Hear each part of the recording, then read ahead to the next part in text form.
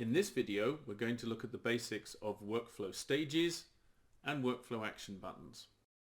So I'm here on the Workflow tab in my Form Designer, and as you can see, my new form comes with two workflow stages. A draft stage, where your record will start, and the completed stage, where the workflow ends. I'm going to add a review stage. So click Add Stage, call it Review. You can have a status value that's the same name as your stage, or a different one if you want. I'll keep it the same name. And I can pick a color that my stage should display as in the workflow. So a nice blue. So my review stage has been completed. I'm going to drag it so that it sits between completed and draft. Pick my review stage, and I'm going to add an approve and a reject button.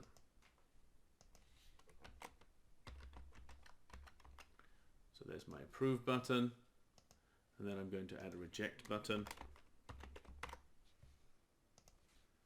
Now I need to configure what these buttons are actually going to do. So for the approve button, the action that it's going to take is that it's going to change the stage that the record is at to the completed stage.